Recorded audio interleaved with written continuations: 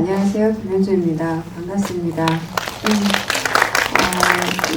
지난번에 극장에서 보긴 했는데 또 오랜만에 다시 보니까 안 보였던 것들도 또 보이기도 하고 느끼지 못했던 걸 새롭게 느끼는 지점도 있었고, 무엇보다 또 강수연 선배님을 집에서 TV에서 보는 거하고는 다르게 스크린으로 봤을 때 선배님 훨씬 예쁘고 멋있다는 느낌을 오늘도 한번 받았던 것 같아요. 선배님 스크린에서 다시 볼 수 있어서 오늘 정말 뜻깊은 자리였다고 생각합니다. 안녕하세요, 류경수입니다. 오랜만에 영화를 이렇게 보니까 재밌었어요. 재밌게 봤고, 그리고 이런 자리가 마련돼서 또 큰 화면으로 같이 이렇게 또 모여서 볼 수 있다는 게 되게 좋은 것 같아요. 네, 오늘 정말 의미 있는 시간이었던 것 같습니다. 네. 네, 안녕하세요, 연상호입니다. 네. 저도 정의를 극장에서 본 건 한 세 번째인 것 같은데요. 아마도 비공식적으로 한번 저희가 그 극장에서 본 행사가 한 번 있었고, 그다음에 시사회 한번 했었던 것 같고, 이제 세 번째인데, 극장에서 보니까 좀 더 느껴지는 게 좀 다른 그런 영화인 것 같아요. 그래서 저도 이제 오늘도 이제 극장에서 상영을 한다는 흔치 않은 기회이기 때문에 한 번이라도 더 보려고 극장에 같이 갔는데, 극장에서 보는 게 좀 더 느낌이 좀 남다른 그런 기분을 주는 영화인 것 같습니다. 네. 연상호 감독님 영화 공개될 때도 이 말씀 굉장히 많이 하셨죠. 이 역할은 어떤 역할의 배우로부터 시작됐다라고 말하는 것이 사실 감독들이 일반적으로 하는 말인 것 같긴 하지만, 서연 역의 오직 강수연 외치셨다는 이야기가 영화가 공개될 때부터 계속해서 화제가 됐었는데, 심지어 이렇게 말씀을 여러 번 하셨죠. 이 영화를 기획하고 완성하게 만든 원동력 자체가 강수연 배우였다. 오늘 그 이야기를 처음 접하시는 관객분들을 위해서 그 강수연 배우와의 인연과 작품을 시작하게 되신 계기를 좀 말씀해 주시면 좋겠습니다. 네, 얘기를 많이 했는데 처음부터 한 30분 잡아볼 것 같습니다. 일단은 영화 정의라는 대본이 있었을 때 사실은 이 서연 역할을 누가 할 것인가에 대한 고민이 좀 있었고, 사실 이제 그게 좀 명확하게 정해지지 않은 상태에서 영화를 들어가기 좀 힘들었었는데, 이제 불현듯 이제 강수연이라고 하는 이름이 이제 떠오르면서 갑자기 정의라고 하는 영화가 너무너무 좀 하고 싶어졌다라는 생각이 들어요. 근데 지금 이제 돌이켜서 이제 공개가 되고 한참 시간이 지나고 생각을 해봤을 때 왜 강수연이라고 하는 이름이 그렇게 정의라고 하는 영화를 만드는데 그렇게 중요한 요소였는가에 대해서 저도 나름대로 좀 생각을 좀 해봤습니다. 제가 기획했던 정의라고 하는 영화는 사실은 큰 이데올로기 속에서 어떤 상징으로만 소비되던 윤정이라고 하는 인물을 그 딸의 손으로 해방을 시켜주는 이야기라고 생각을 했어요. 어떻게 보면은 그 윤정이를 이루고 있는 수많은 거대한 이데올로기가 있었지만 그 아드리안 전쟁이라는 것도 나오고, 또 누군가의 어머니, 사실은 이런 게 윤정이를 둘러싸고 있는 굉장히 큰 원동력이자 족쇄였다는 생각이 들었어요. 사실은 그 모든 것에서 그 딸 윤서연의 손으로 해방시켜주는 이야기가 사실은 정의의 처음에 원한이었던 것 같습니다. 근데 시간이 지나고 나서 돌이켜보니 사실은 여기서 나오는 그 윤정이 혹은 윤서연 모두 어떻게 보면은 강수연 선배의 상징이 아니었을까라는 생각도 사실 한편으로 하게 됐어요. 어떻게 보면은 본인의 일생을 사실은 한국 영화라고 하는 것에 사실은 몸 바쳤죠. 사실은 몸 바친 선배님인데, 어떻게 보면은 인간 강수연에 대해서는 저희가 이렇게 잘 모를 정도로 어떻게 보면은 그 영화 그 자체였던 분이었던 것 같아요. 근데 어떻게 보면 이 정의라고 하는 작품은 강수연 선배가 배우 강수연한테 전하는 어떤 이야기라는 생각 같은 것들이 되게 영화를 만들고 시간이 지나고 나서 좀 많이 들게 됐습니다. 어떻게 보면은 그런 것들이 무의식적으로 사실은 작용해서 강수연이라고 하는 인물, 배우가 이 정의라고 하는 작품을 기획했을 때 굉장히 중요한 요소로 다가온 게 아닌가라는 생각을 하고 있습니다. 말씀하신 것처럼 엄마를 딸이 해방시켜 준다라는 그 강력한 사랑의 모티브로부터 감싸지는 작품이기 때문에 그 어떤 사랑의 기운 같은 것들, 그리고 강수연이라는 대배우가 맡고 있는 그 역할이 가진 힘이 작품 전체를 은은하게 감싸고 있는 느낌이 많이 드는 작품이기도 합니다. 영화가 처음 공개됐을 때도 그런 느낌을 받았지만 말씀하신 것처럼 시간이 조금 지나고 다시 영화를 곱씹을수록 그 강력한 사랑의 기운 같은 것들이 이 영화에 좀 은은하게 남아있는 것이 아닌가 하는 생각이 조금 더 강해지는 것 같고요. 조금 가볍게 이야기를 풀어가 보면 세 분은 각자 강수연 배우에 대한 첫 기억이 어떠신지 궁금해요. 그러니까 이 작품을 같이 작업하시기 이전에 강수연 배우의 첫 기억을 어떻게 가지고 계신지가 무척 궁금합니다. 관객 여러분들도 각자의 강수연 배우를 처음 만난 혹은 마음 안에 그 배우가 가장 강하게 자리 잡은 작품이 저마다 다르실 것 같은데요. 유경수 배우는 특히 90년대생이기 때문에 좀 나중에 강수연 배우의 작품을 접하셨을 것 같기도 한데 어떤 첫인상을 가지고 계실지도 상당히 궁금한데요. 김현주 배우님부터 답변 들어볼까요? 글쎄요, 그냥 저는 정의하기 전에는 선배님을 직접 뵌 적이 한 번도 없는 상태로 정의라는 작품을 통해서 이제 처음 뵙게 됐었고요. 선배님을 뵙기 전에는 그냥 막연하게 너무 한국 영화계 대표되는 배우 강수연, 그냥 강수연으로 기억을 하고 있었고, 근데 선배님 이제 처음 만나게 됐을 때는 만날 수 있는 사람이라는 생각조차를 하지 못했었거든요. 그래서 너무 신기했고 같이 마주보고 이렇게 연기를 할 수 있는 상대인가? 라는 생각도 좀 들었는데 좀 두렵기도 했었고 그랬는데 선배님 막상 뵈니까 너무 편안하게 잘 대해주셨고 너무 인간적이셨고 또 현장에서는 그냥 같이 너무 많이 웃고 너무 수다도 많이 떨고 선후배 관계 같은 느낌이 전혀 없이 제가 우려했던 그런 것들이 전혀 느껴지지 않고 너무 그냥 즐겁고 재밌게만 촬영을 했던 것 같아요. 근데 그건 선배님 덕분이었던 것 같아요. 네, 그래서 너무 감사드리고 그냥 너무 편하고 즐거웠던 기억밖에 없는 것 같아요. 남은 기억은. 작품과 현장 안에서의 이야기들은 또 오늘 차차 나눌 시간이 있을 것 같고요. 유경수 배우님은 강수연 배우의 첫 작품을 무엇으로 기억하고 계세요? 유경수 배우의 기억 속의 첫 작품. 제 기억 속에요? 네.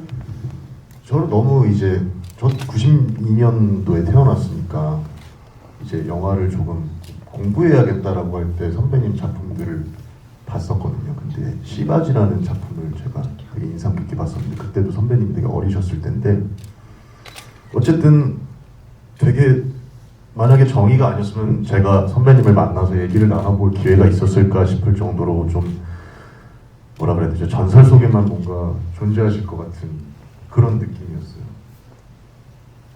내가 만나서 어떤 얘기를 먼저 걸어야 되지? 하면서 술을 되게 잘 드신다는 또 어떤 그런 소문이 있어가지고 수치의 수지를 되게 엄청 많이 먹고 준비했던 기억이 있어요. 근데 되게 하여튼 현장에서 계속 웃음소리가 끊이지가 않았었어요. 선배님이 너무 편하게 잘해주시고 제가 그래서 너무 편해져서 감히 대선배님한테 장난도 많이 치고 근데 한 번도 뭔가 그거에 대해서 이거는 좀 아닌 것 같다는 말씀이 없으셨어요. 다 받아주셨어요. 그 장난들을. 그게 너무 참 감사해요. 네. 몇 번 하시긴 하셨던 것 같아요. 이건 좀 아닌 것 같다. 기억하고 싶어 하셨던 부분만 지금 기억하고 계신 것으로. 연상훈 감독님은 같이 작업하기 이전에 배우 강수연의 가장 강렬한 기억으로 남아있는 작품이 무엇인가요?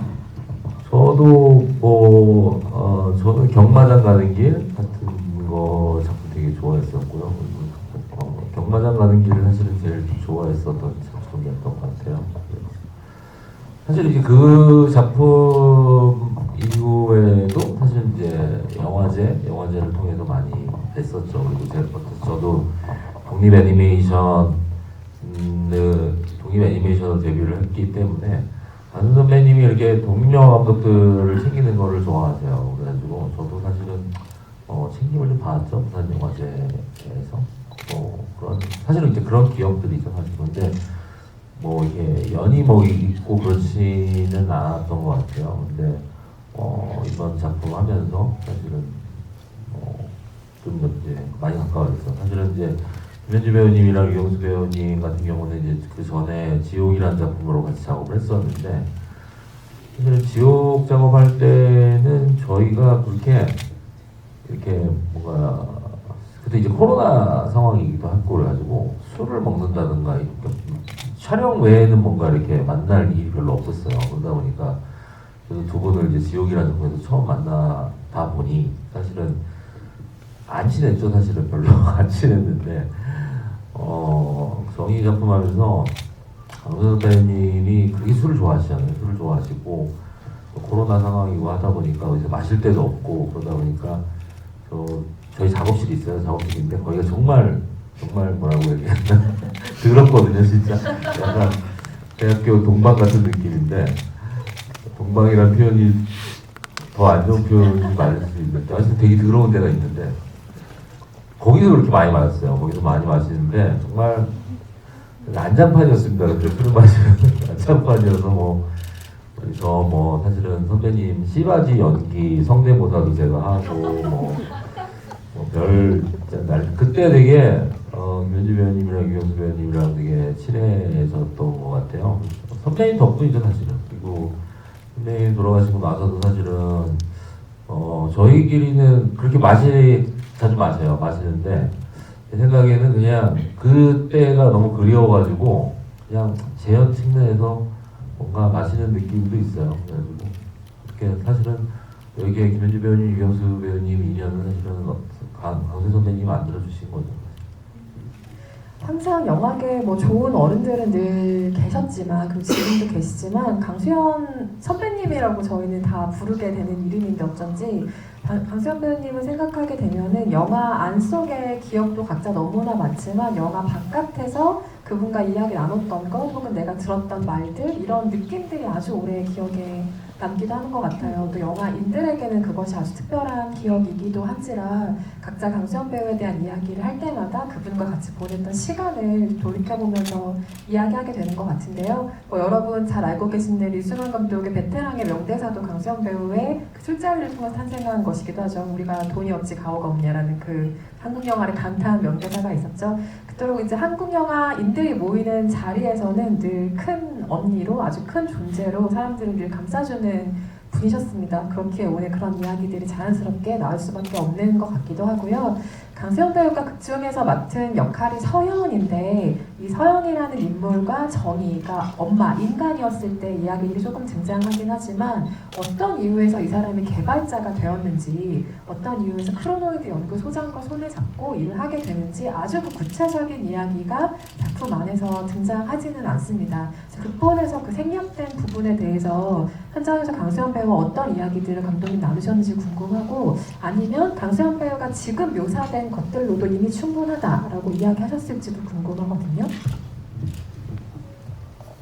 일단은 선배님이랑 얘기했던 거는 그 당시에 엄마에 대한 집착 같은 얘기를 했어요. 왜냐하면 이제 뇌를 복제를 한다. 그리고 이제 복제된 뇌를 이제 디지털로 이렇게 요모조모 뜯어볼 수 있다라고 하는 게 사실은 이제 여기에 연구의 과정이었기 때문에 정작 이제 되게 자기한테 희생적이었던 어떤 전부였던 엄마의 머리를 제대로 볼 수 있다라고 하는 게 굉장히 좀 두려우면서도 사실은 약간 거부할 수 없는 일이었을 것 같다라는 얘기를 강수현 선배님이랑 나눴던 것 같아요.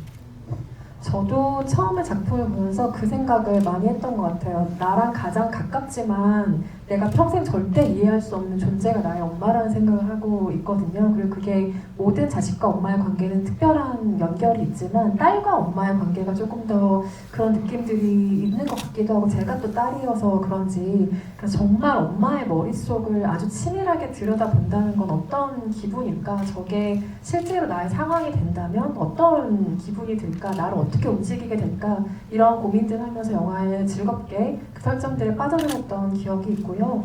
김현주 배우님께는 이런 질문 한번 드려보고 싶어요. 연상호 감독과 함께하는 김현주 배우에게서는 기존에 저희가 보지 못했던 새로운 무언가를 보게 될 거라는 기대감이 이미 생기고 있는 것 같아요. 지옥이라는 작품을 한번 증명을 해주셨고 정의가 공개되기 전에 아마 같은 기대감을 저도 가지고 있었다는 것 같은데요. 새로울 수 있겠다는 기대감, 뭐 해내고 싶다는 의지 이런 것도 배우의 중요한 동력이었겠지만 한편으로는 이렇게 생경한 세계에 녹아든 나라는 배우를 관객들이 어떻게 봐줄까, 자연스럽게 받아들여줄까 하는 두려움도 사실 있었을 거라고 생각합니다. 마음 안에서 그 어느 쪽의 비중이 조금 더 큰 작품이었는지 궁금해요. 기대감과 두려움 중에서. 과거에는 두려움이 훨씬 컸었기 때문에 그런 선택을 용기 있게 하지 못했었던 부분이 있는 것 같고요. 그리고 또 어떤 사람이 얼마큼 또 제가 알지 못하는 제 모습을 끌어줄 수 있는지 그거에 대한 또 믿음도 또 중요한 거라고 생각하고요. 누구를 어떻게 만나느냐에 따라서 이제 또 선택이 달라질 수도 있는 문제라고 생각했는데 지옥에서는 저는 좀 두려움이 좀 컸지만 그래도 용기를 내보자 했던 게 더 컸었던 것 같고요. 근데 한번 작품을 또 영감독이랑 해보니까 믿고 제가 좀 두려움을 없애도 되겠다라는 그런 생각을 더 확신을 갖게 됐던 것 같고 그래서 정의할 때는 좀 기대감을 더 많이 갖고 했었던 것 같아요. 그리고 물론 어려운 뭐 부분들도 있었고 뭐 보시는 시청자분들이 관객분들이 어떻게 봐주실지 좀 어색하지는 않을지 그동안 봐왔던 저희 이미지가 아니니까 뭐 그런 염려도 있었지만 계속 그런 염려 속에 묻혀 있다면 정체될 수밖에 없다는 생각이 이제 과거보다는 더 많이 하게 되는 지점들이 있어서 오히려 정의는 좀 더 즐겁게 임했었던 것 같아요. 가볍게. 김현주 배우도 마찬가지고 강수연 배우도 마찬가지고 오래도록 대중과 아주 친숙하게 만나온 얼굴들이 있는데 한 번도 보지 못한 얼굴로 어떤 새로운 모습을 보게 된다는 것. 그래서 우리가 이 배우에 대해 잘 안다고 생각했지만 실은 잘 알고 있는 것이 아니었고 아직도 그 배우라는 대륙에서 발견할 것이 정말 무궁무진하다는 기쁨을 거머쥐는 것 역시 창작자가 기존의 배우들의 이미지를 다르게 만들어 작업할 때 느끼게 되는 기분 좋은 감각인 것 같습니다. 류경수 배우가 연기한 상훈이라는 인물은 제가 다시 봐도 이 사람을 좋아하는 사람은 이 그간에 아무도 없다라는 확신을 갖게 된 어떤 또렷한 악역이었던 것 같은데 어떻게 보면 조금 비릿한 구석도 있는 사람인 것 같고요. 대사로 설명해야 되는 게 가장 많은 캐릭터이기도 하고 배우 자체는 이 캐릭터에 어떤 연민이라도 있었을까라는 면이 궁금했어요. 왜냐하면 보통 또렷한 악역을 연기하는 배우들의 이야기를 들어보면 그래도 나는 이 캐릭터 연민을 가진다. 그래도 나는 이 캐릭터를 사랑할 부분을 찾는다라고 많이들 말씀하시잖아요. 류경수 배우의 경우는 어떠셨나요? 저 되게 귀엽다고 생각해요, 그 캐릭터. 아 정말요? 네, 되게 귀여운 애교쟁이라고 생각하는. 근데 어쨌든 간 중요한 게 생각했던 지점은 말씀하신 것처럼 되게 조금 불편한 사람, 싫은 사람. 그러니까 그거를 제가 생각을 해봤을 때 내 주변에 그런 사람이 내가 좀 불편해하는 사람은 누가 있지라는 생각을 했을 때 모든 것들이 좀 과한 사람이었어요. 그리고 되게 오지랖이 넓고 예를 들어서 제가 이렇게 휴대전화를 보고 있으면 뭐해? 이런 스타일의 어떤 짜증스러운 사람이었으면 좋겠다라는 생각을 해서 이 사람의 정체가 공개가 됐을 때 자기 혼자만 모르고 관객들도 다 알고 등장인물도 다 알고 있잖아요. 근데 그 본인만 그 본인의 운명을 모르고 있다는 그 상황이 되게 좀 더 다가올 것 같았어요. 관객들한테. 굉장히 이 사람이 비호감이 싫은 사람이지만 자기 운명도 모르고 저렇게 좀 안타깝다. 그런 느낌이 좀 더 전달이 됐으면 좋겠다라는 생각을 했습니다. 네. 오늘부터라도 좀 귀엽고 안타까운 구석이 있었던 캐릭터로 저도 상훈을 조금 더 기억해 보도록 하겠습니다. 세 배우분, 그러니까 강수연 배우를 포함해서 김현주 그리고 류경수 배우가 연기한 캐릭터 중에서 유일하게 인간은 강수연 배우가 연기한 서연이잖아요. 그래서 윤리 테스트를 거칠 때 아주 인간다운 답변을 하는 유일한 인간 캐릭터이기도 한데, 두 분은 말하자면 AI를 연기하신 셈이잖아요. 그런데 현장에서 배우의 연기는 배우들의 육체를 통해서도 당연히 기본적으로 구현이 되지만 생각보다 훨씬 많이 테크니션들의 도움으로 이루어지기도 합니다. 그것이 분장이 될 수도 있고 의상이 될 수도 있고 미술이 될 수도 있고 아주 여러 가지의 현장 스태프들의 힘을 받아서 완성이 되는 것이 캐릭터인데요. 이런 SF 장르의 특성상 이 작품에 참여하실 때는 본인이 해내야 되는 것 이상으로 많은 외부적인 도움을 조금 받으시지 않았을까 싶어요. 그러니까 말하자면 CG의 도움도 받고 좀 액션의 어떤 합의 도움도 받으시고, 그 경험이 다른 연기를 하실 때랑 좀 어떻게 다른 느낌이셨는지 궁금해요. 재미있으셨을 것 같기도 하고요.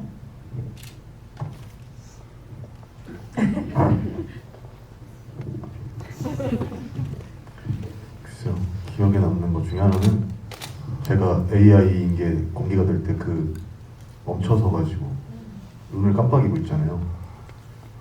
어떤 자세를 해야 되나, 어떻게 멈춰야 되나라는 그런 고민, 계속 저는 멈춰 서 있었던 거거든요, 그때.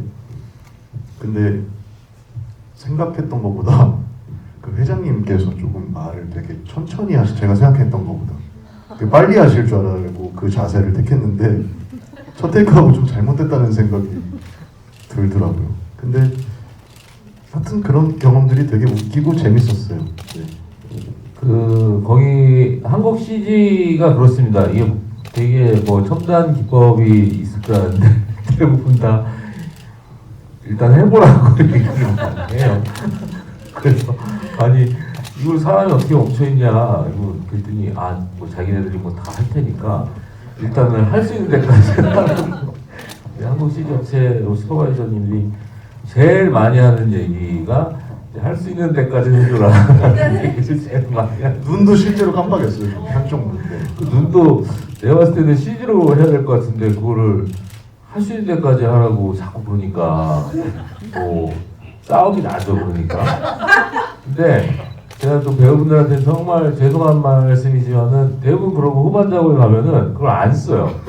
자기들 그냥 CG로 만들어요. 근데 그걸 왜 할 수 있는 데까지 하라고 하는지 정말 모르겠어요, 나는. 근데 뭐 아니, 썼어요, 뭐 조금 썼어요, 뭐 이러는데 사실은 거의 안 썼거든요. 근데 어쨌든 할 수 있는 데까지 해달라고 하니까 거기서 한기퉁이에서 저기 강수 선배님이랑 진지하게 지금 아드리안의 미래에 대해서 얘기를 하고 있는데 여기서 계속 윙크를 계속 하는데 다리 쥐어들고 그랬던 기억이 납니다. 네.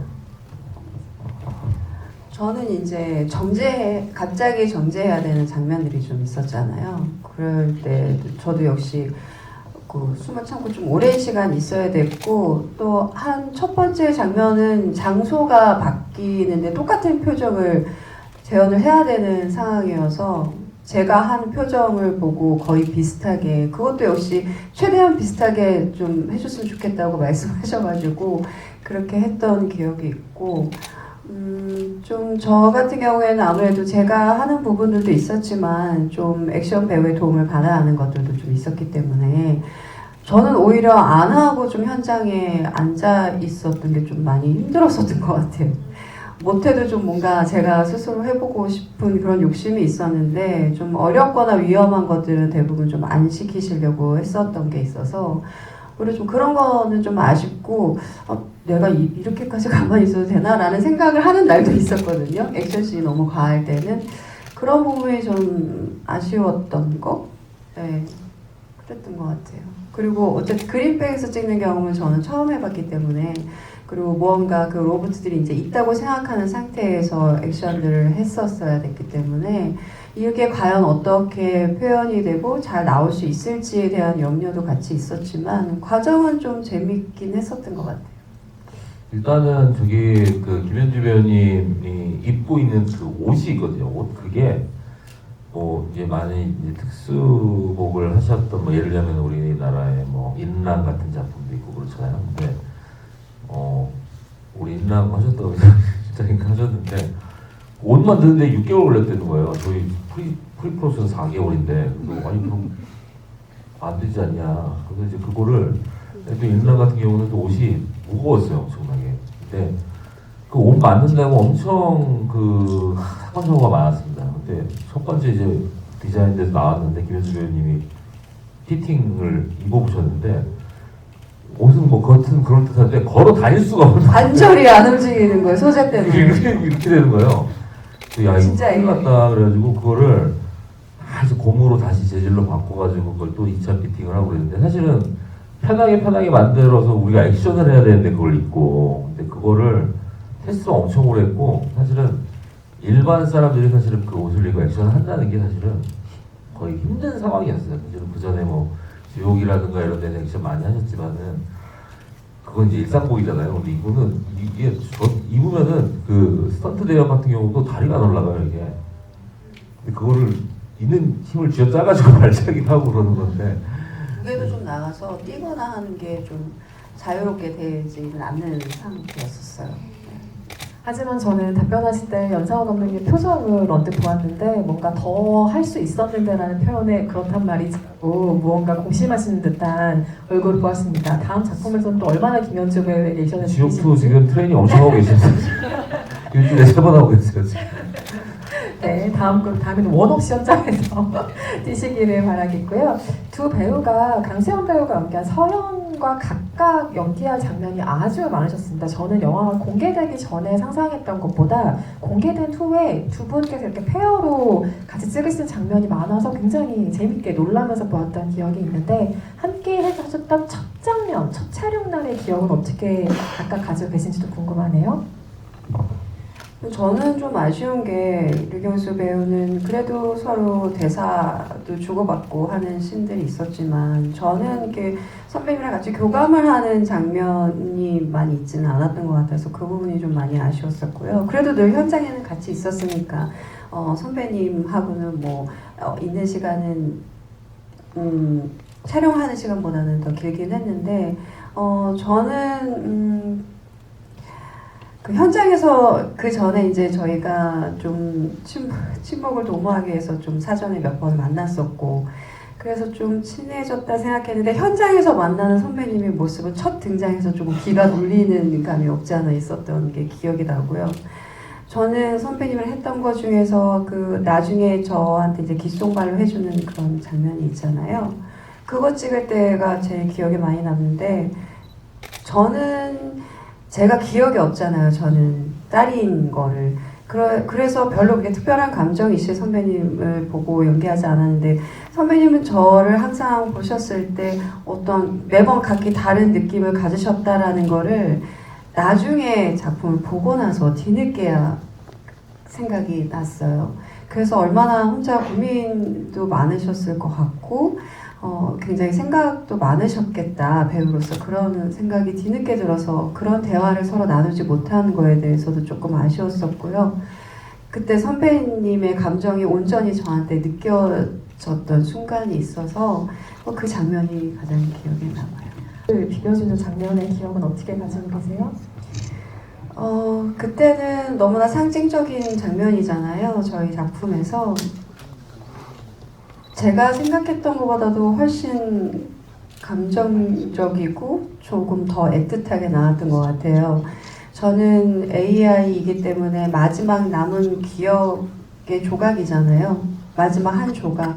그래서 저는 특별한 감정보다는 그냥 기억 속에서 저절로 움직이는 느낌으로 주고자 했는데 오히려 결과적으로 봤을 때는 제가 생각했던 것보다는 훨씬 감정적이고 더 애틋한 장면으로 나오게 된 것 같아요.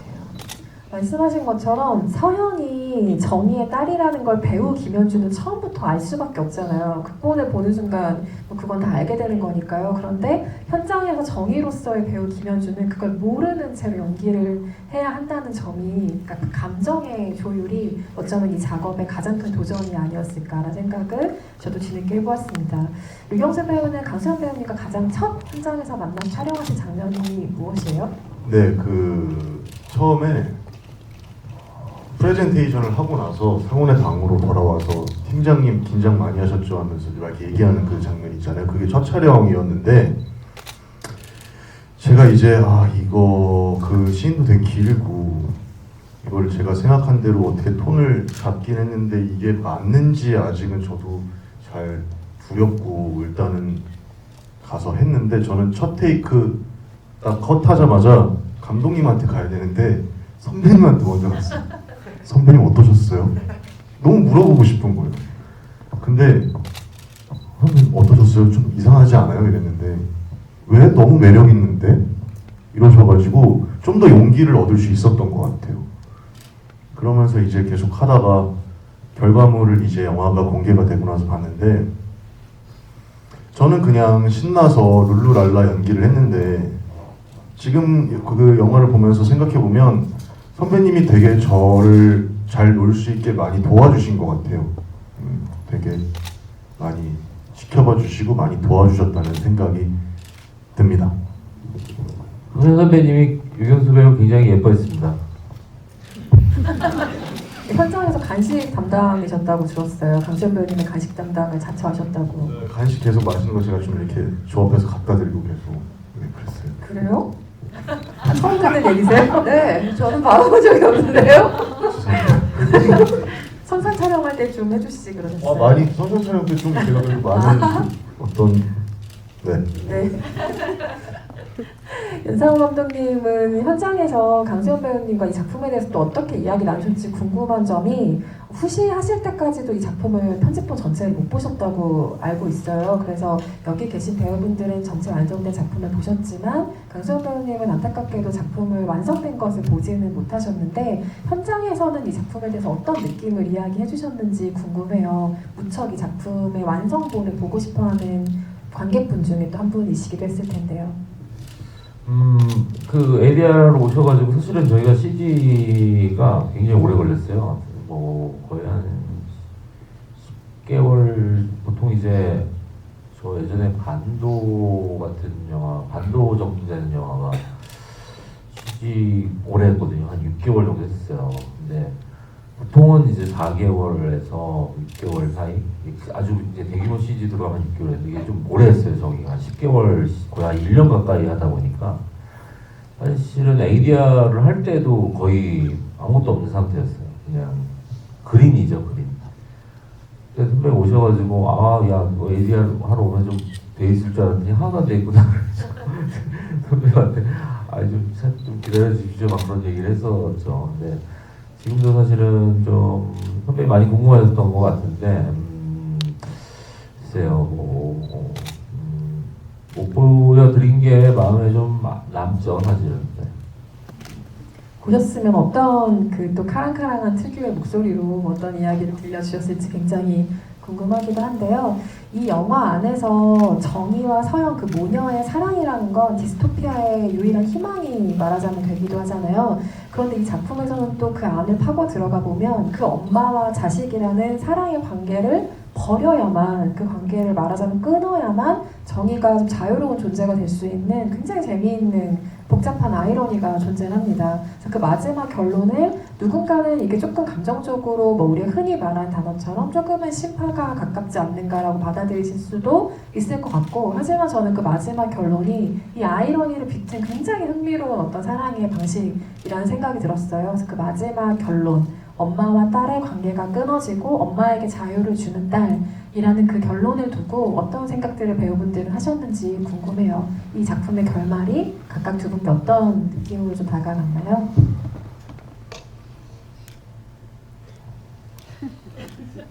유경수 배우님부터 해주실까요? 결말이요? 기습을 당한 것 같은데 아무 생각 없이.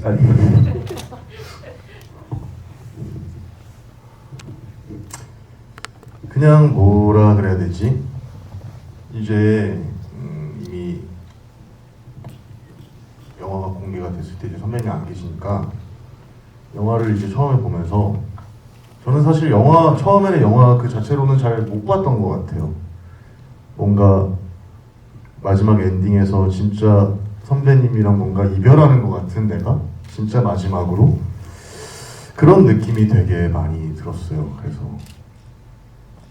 이 세상 모든 행운이 함께하기를, 그 대사를 되게 선배님한테 전해드리고 싶은 그런 생각을 했습니다. 네. 정말 계시다면 들려드리고 싶은 말이기도 해요. 김현주 배우님은 그 마음증한 결론 어떻게 받아들이셨어요? 저는 이제 경수 배우는 그 마지막 선배님 대사를 선배님한테 해드리고 싶다고 했는데 저는 그 전에 이제 선배님이 자신만 생각하고 자유롭게 살라라는 대사가 있는데 처음부터도 그 대사가 굉장히 저한테 꽂혔는데 작품 속에서 마치 선배님이 언제고 저한테 해주실 말인 것 같은 느낌이 들었거든요. 선배님의 삶 자체를 제가 뭐라고 평할 수는 없겠지만 뭔가 선배님도 좀 더 아까 감독님도 그 서연 역할에 선배님을 캐스팅한 이유를 설명하셨듯이 오히려 선배님이 좀 더 자신을 위한 삶을 사시고 하셨으면 어땠을까 그런 아쉬움에 저한테도 그런 얘기를 하셨을 것 같고 그런 비슷한 말씀을 하신 적이 있어요. 그래서 좀 작품 볼 때마다 그 말이 계속 새겨지는 것 같아요. 어떤 이 작품이 주는 의미보다도 각본을 쓰고 영화를 만드는 감독은 연출하는 사람은 그 작품의 현장에서 가장 먼저 배우들이 연기를 보는 최초의 관객이기도 하잖아요. 방금 말씀하신 그 강수현 배우가 서연으로서 하는 그 대사를 쓰실 때부터 강수현 배우가 이걸 발음하고 현장에서 연기하는 순간을 수없이 상상하셨을 텐데 현장에서 그 장면을 목격하셨을 때는 어떤 기분이셨어요, 감독님? 그 마지막 장면 같은 경우는 이제 김현주 배우님이 모션 캡슐 수트를 입고 이제 강준 선배님이랑 같이 이제 호흡을 맞췄는데 사실은 저는 뭐 김현주 배우님이 저한테 얘기를 먼저 물어봐 주시더라고요. 이 로봇이 CG로 나온 로봇이 얼굴이 움직이냐, 얼굴이 얼만큼 움직이냐, 뭐 이런 거 이제 로봇의 메커니즘에 대해서 물어봐서 얼굴은 안 움직이고 뭐 눈꺼풀이나 뭐 불빛으로 뭐 대사가 갈 거다 뭐 이런 얘기를 했는데. 실제로 김현주 배우님, 근데 이제 이게 되게 감정이 되게 중요한 거다 보니까 이제 눈으로만 좀 감정이 전달이 돼야 될 것 같다 이런 얘기를 좀 했었고 김현주 배우님이 실제로 연기하실 때도 얼굴을 많이 안 쓰시려고 노력을 많이 했어요. 일부러 얼굴을 대사를 할 때도 입을 되게 조금씩만 벌리려고 하고 이게 어떻게 하면 눈으로 다 표현할 수 있을까라고 했고 그 두 분이 하는 씬이 사실은 현장 편집이 사실은 저는 너무 좋았어가지고 사실은 큰일 났다라는 생각을 했죠. 왜냐면은 이거는 내가 현장에서 뭐 진짜 배우들의 얼굴로서 보는 건데 이게 한쪽이 이제 CG 캐릭터로 들어갔을 때 이게 내가 지금 현장 편집에서 받은 느낌이 없어지면 어떡하나라는 고민을 되게 많이 했었고 우리가 이제 CG 작업에서 제일 먼저 CG팀한테 작업을 해달라고 요청했던 것도 사실은 그 부분이었어요. 이거는 어쨌든 간에 뭐 로봇이나 뭐 여러 가지 많지만은 그 마지막 장면의 감정이 사실은 편집본에서 현장 편집본에서 보는 감정이 사실은 관객들한테 CG로 딜리버리가 안 되면 사실은 이거는 안 된다라는 뭐 그런 얘기를 많이 했고 저는 개인적으로는 여기에 뭐 여러 가지 아이러니와 역전 같은 것들이 존재를 사실은 해서 사실 좀 해보고 싶었다라는 생각도 있었는데 그 중에 하나가 뭐 그런 것도 있었어요. 어떻게 보면은 가장 어떻게 감정적인 장면을 CG 캐릭터로 만들어낸다. 사실은 그게 이 영화의 주제와도 다 있다고 생각을 했거든요. 로봇이 된 자신의 엄마를 엄마로 대하느냐라고 하는 것과 이제 어떻게 보면 디지털로 만들어진 어떤 캐릭터가 배우 김현주가 연기한 그거를 관객한테 딜리버리 할 수 있을 것인가 뭐 그런 것들이 사실은 이 영화 주제하고도 좀 맞닿아 있다라고도 생각을 했고 뭐 그런 생각 많이 했습니다. 어떤 영화나 특정 장면이 누군가에게는 굉장히 좋은 장면이지만 누군가에게는 그렇지 못할 수 있는 건 너무 당연합니다. 영화 전체로도 그렇고 뭐 장면으로도 그렇고 구석구석 어떤 요소마다도 그럴 수 있을 텐데요. 다만 이 영화의 그 장면을 보고서 어떤 감정을 느끼셨든 간에 우리가 단어에 갇히는 오류를 범하진 않고 영화를 다들 사랑했으면 좋겠다는 생각을 최근에 많이 하고 있습니다.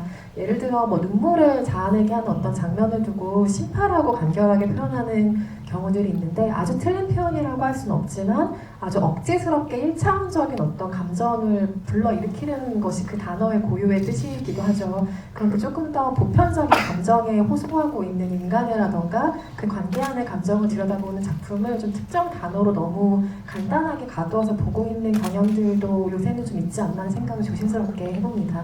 당장 저부터도 조심스럽게 쓰지 않으려는 표현이기도 하고요. 뭔가 조금 더 인간적인 감정에 대해 이야기하는 작품에 대해서 조금 더 마음을 열고 생각을 해보면 좋지 않을까 하는 생각이 듭니다.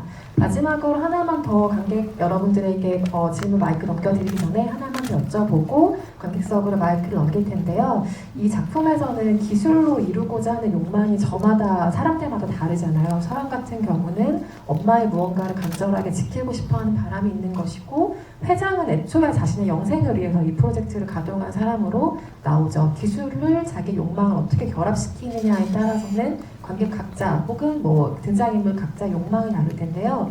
여기 계신 세 분은 어떤 기술을 통해서 이 기술에는 제한이 없다는 어떤 한계를 두고요. 나를 초월한 다른 존재가 뭐라도 될 수 있다. 기술을 통해서 지금의 내가 아닌 무엇이든 될 수 있는 기술이 있다면 어떤 존재를 꿈꾸시는지 궁금해요. 이런 거 한번 돼보고 싶다라고 생각하신 게 분명히 있으시지 않을까 싶은데요.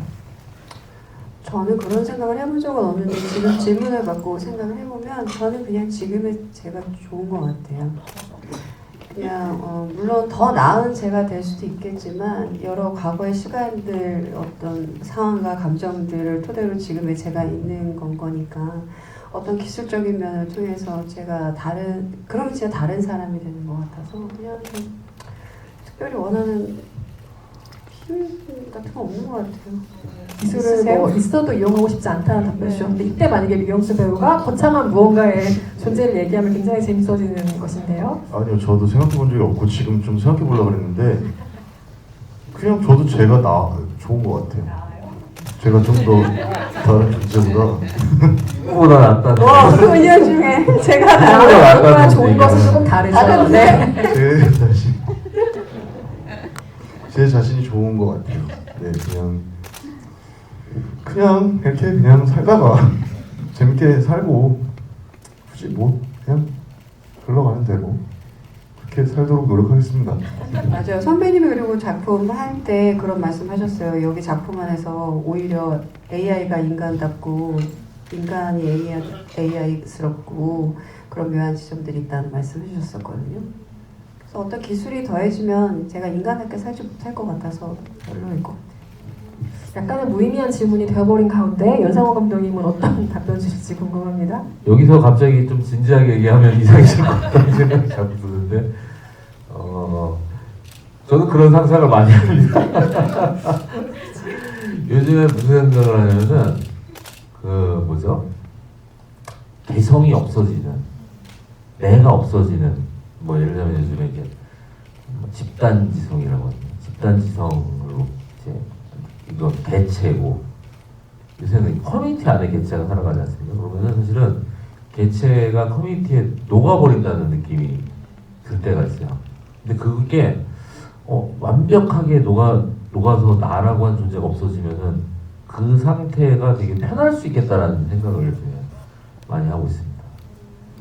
갑자기 뭐가 되고 싶은데?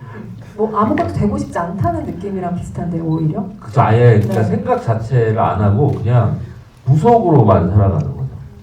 그렇게 되고 싶으시다고요? 그렇게 되고 싶어요. 요즘 뭐 잘 모르겠지만 힘든 일이 많으신가 봅니다. 고민하시는 일이 뭐 많으신 것으로 대충 정리를 하고요.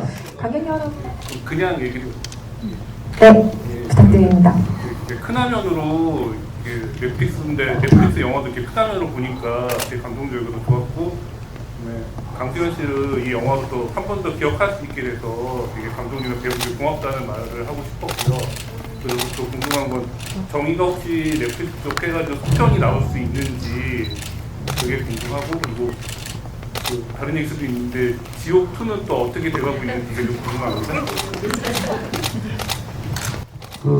일단은 저는 영화를 다시 보면서 아 정이 툭 만들어야 되나 막 그런 생각 잠깐 하긴 했어요. 했는데 이게 정의 작업하면서 좀 힘들었어요. 힘든 게 예산이 이게 조금 CG가 너무 많다 보니까 그냥 우리가 로케이션 기반 베이스에서 이런 씬이 좀 추가가 돼야 될 것 같은데 이거 얘기하는 거랑 이 정의 같은 영화에서 이런 게 추가로 더 필요할 것 같다라는 이 얘기 하나 하는 게 너무 무서운 거예요.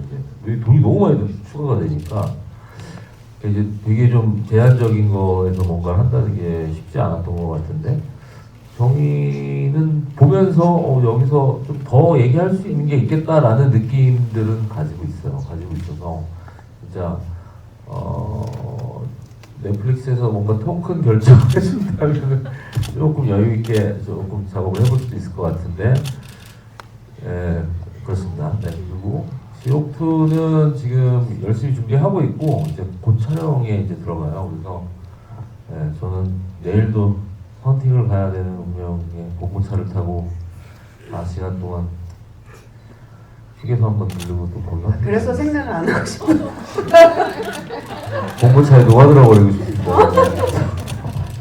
곧 촬영에 들어가고 이제 배우분들 각자 굉장히 열심히 준비.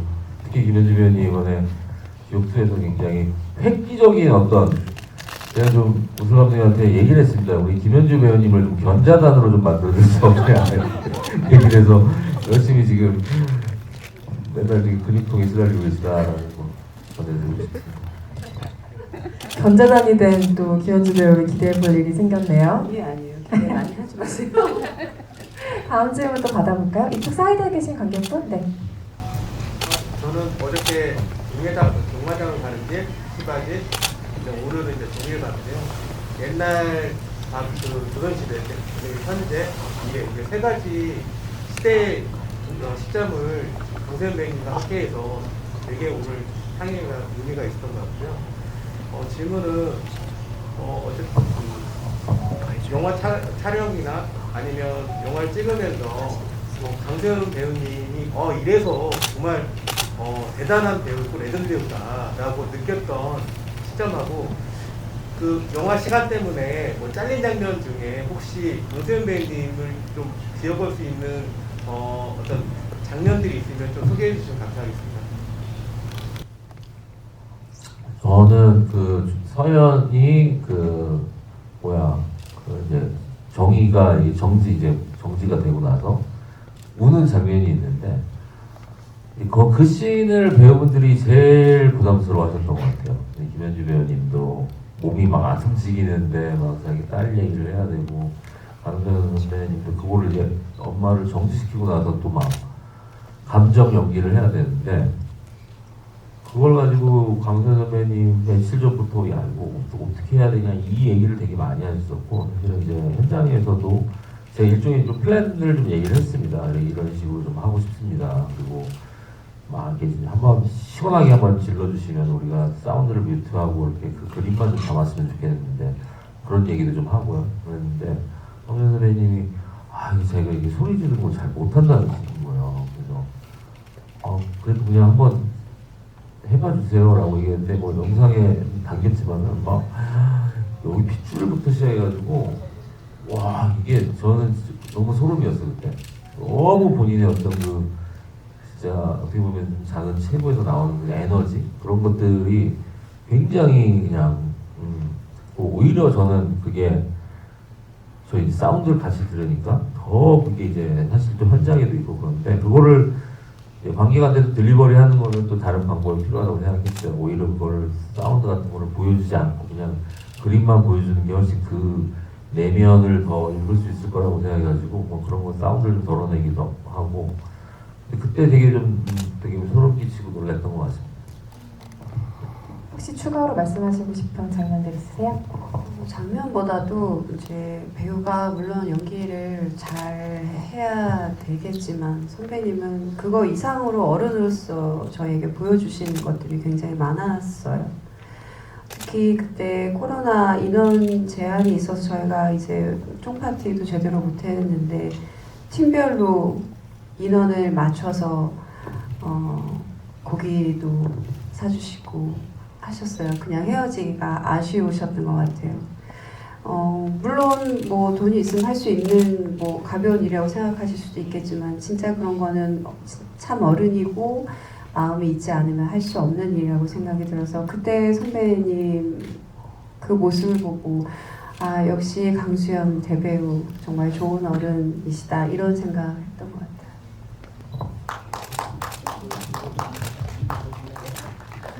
네, 마지막 질문 하나만 더 받아보겠습니다. 맨 앞자리에 계신 관객분. 그냥 말하면 될까요? 네. 저는 잘생기고 예쁘신 김현주 배우님께 질문하고 싶은데요. 정희가 저렇게 엔딩이 난 이후에 정희는 어떻게 살아갈 것 같은지 배우님께서는 어떻게 생각하시는지 궁금합니다. 만약에 감독님이 줄 생각이 아예 없으셨다고 하면은 제가 얘기할 수 있을 것 같은데 조금 생각이 있으신 것 같으니까 얘기를 하지 않을게요. 아, 네. 근데 왜 그러셨어요? 듣고 싶은데 답변. 자유롭게 살고 있을 것 같습니다. 네, 아쉽지만. 윤정혜답게 어디에서든 적응해가면서 잘 살고 있을 거라고 생각을 혼자 하긴 했어요. 아마도 딸이 자유롭게 정말 하고 싶은 대로 자유롭게 마음껏 살아가길 소원했으니 그 소원을 들어주지 않았을까 싶습니다. 강수연 영화롭게 오랫동안 기획 상영전은 내일까지 진행이 되고요. 오늘 보신 작품은 오늘 상영이 끝났고 내일은 이제 송어, 아자아자 마라아제, 미녀 철새 청춘 스케치 같은 또 강수연 배우의 명작들로 상영전이 내일까지 이어집니다. 많은 성원 부탁드리겠고요. 오늘 오신 관객 여러분께 끝인사 한 말씀씩 해주시고 자리 마무리하도록 하겠습니다. 어쨌든 저희가 함께한 작품을 선배님이랑 같이 볼 수 없다는 것이 무척 아쉽고 선배님한테 좀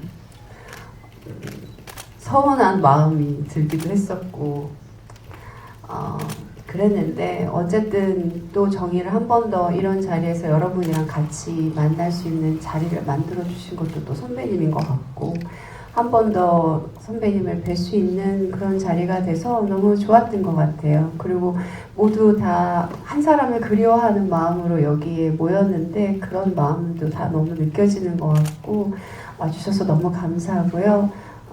영원히 기억되기를 바라는 마음입니다. 저도 영원히 선배님 마음속에서 잊지 않고 늘 그리워하고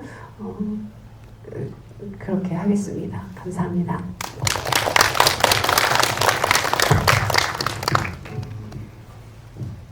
보는 분들에 따라서 사실 모든 작품들이 호불호가 나눌 수밖에 없는 거는 사실이지만 개인적으로 정의는 저한테 굉장히 의미가 큰 작품이라는 생각을 합니다. 네. 그리고 여기 계신 두 김현주 선배님, 연상호 감독님이라는 어떻게 보면 그냥 동료로 끝날 수도 있었던 인연을 굉장히 좋은 선물을 주신 것 같아요. 무엇과도 바꿀 수 없는. 영화 정의 보러 와주셔서 감사드리고 배우 강수연을 오래 기억해주세요. 고맙습니다.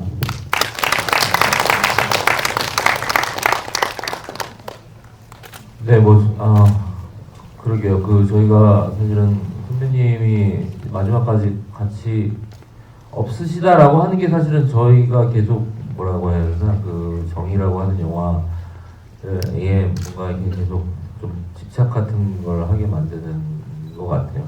그래서 어떻게 보면은 좀 다른 영화 함께 했던 이후의 상황하고도 좀 다르기도 하고 좀 저희한테는 좀 더 애틋한 느낌이 좀 되게 강한 작품인 것 같습니다. 네. 어쨌든 배우 강수연, 저는 사실은 그 얘기 하고 싶어요. 오늘 여기를 온다고 하니까 사실은 오늘 조금 해야 되는 일이 있었는데 못했어요. 못하겠더라고요. 그냥 좀 멍해져가지고 못하겠어서. 근데 오늘 KBS에서 필름을 뒤지다가 옛날에 17살의 강수연이 카메라 테스트 받은 게 발견이 돼서 오늘 뉴스에 나왔더라고요.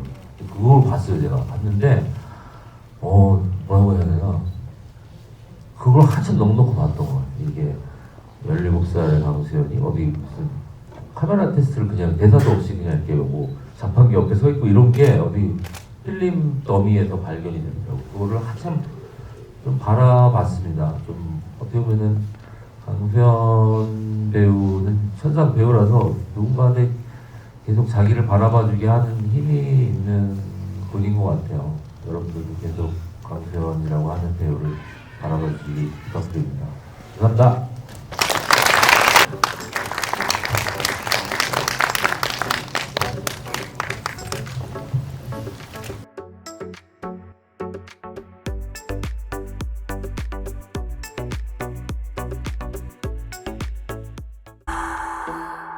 제 말 잘 들으세요.